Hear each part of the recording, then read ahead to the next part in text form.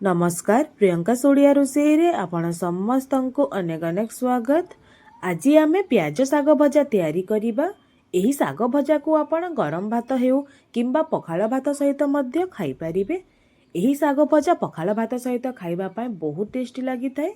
तेबे वीडियो को स्किप न करी शेष पर्यंत देखंतु।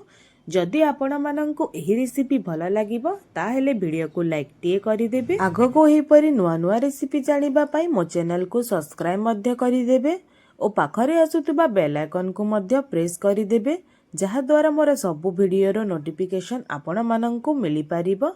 तेबे चलंतु वीडियो आरंभ करिबा।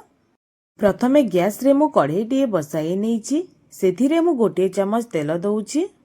तेल गरम हेबा परे एबे एथिरे किछि बड़ी देबा। एठी मु 13-14 टी बड़ी नेछि। एबे बड़ी को आमे लाल हेबा पर्यंत भाजी नेबा।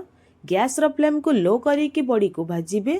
जदि गैस रो फ्लेम हाई थिबो ओ बड़ी को भाजीबे ताहेले बड़ी शीघ्र ऊपरु लाल होई जिवो ओ भितरु सिझी पारिबोनी।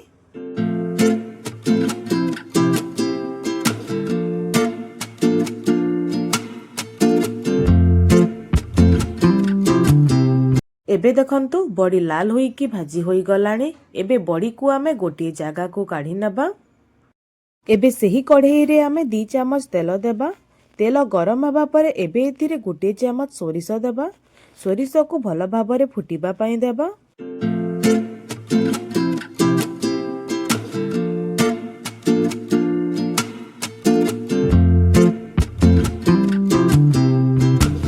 एबे देखंतु सोरिष भल भाबरे फुटी गलाणी। एबे एथिरे 3टी सुखिला लंका देबा। एठी मु लंका को मझिरु 2 फाळ करिकि एथिरे दउछि। एबे सुखिला लंका को किछि सेकेंड पई भाजी नेबा।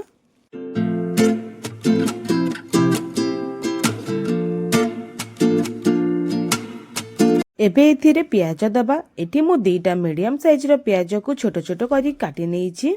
एबे प्याज को आमे किछि समय पई भाजीबा। प्याज को अधिका लाल करिकि भाजीबा किछि दरकार नाही। प्याज हल्का हल्का गोल्डन होय आसीबा पर्यंत प्याज को भाजीबा।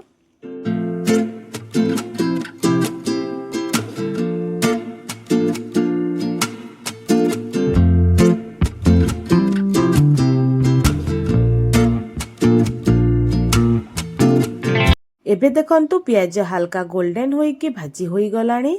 एबे एथिरे आमे टमाटर देबा। एठी मु 2टा बड़ साइज रो टमाटर को लंबा लंबा करी काटि नेछि। एबे एथिरे हाफ चमच लूण बा स्वाद अनुसार लूण देबा। टमाटर और प्याज को भल भाबरे मिसाई नेबा।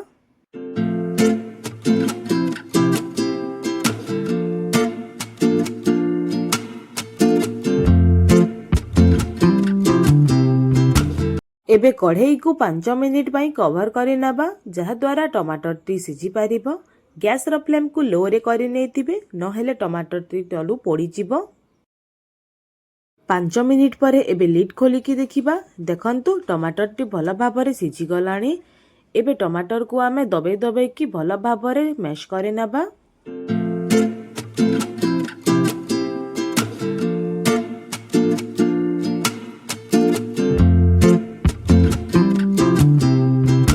टमाटर को भल भाबरे मैश करि सारिबा परे प्याज और टमाटर को मु किछि सेकेंड पई चलाई नउछि।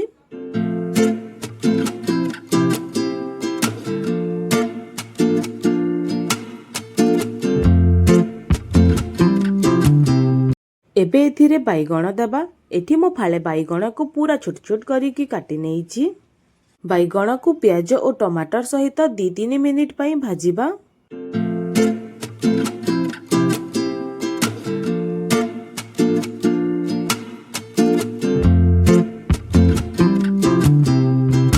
एबे एथिरे आमे साग देबा। एठी मु 2 बिडा साग को काटि नेछि ओ ताकू मु 2-3 थर सफा पानी रे धोई नेछि।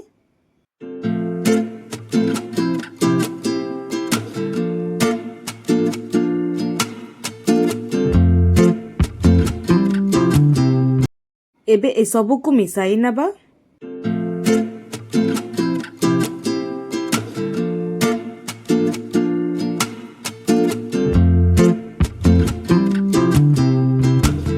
एबे यहाँ को 7-8 मिनिट पई कवर करि नेबा, जहा द्वारा सागटी भल भाबरे सिझी पारिबो।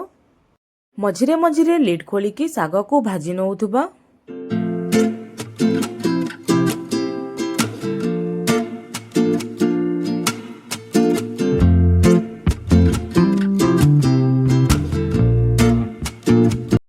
एबे एहाकु पुणी थरे कभर करिकी साग को सिझिबा पई देबा।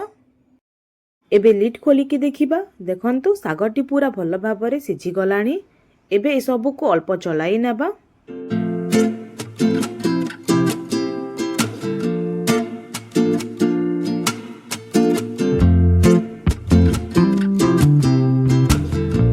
एबे एथिरे भाजिकी रखिथिबा बड़ी देबा। एठी मो बड़ी को हाथ साहाय्य छोट छोट खंड करि नेछि। एबे ए सबु को आमे भल भाबरे मिसाई नेबा।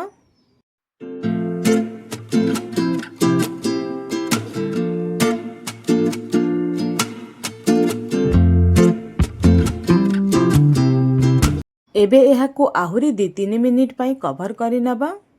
एबे लिड खोलिकी साग को अल्प भाजी नेबा।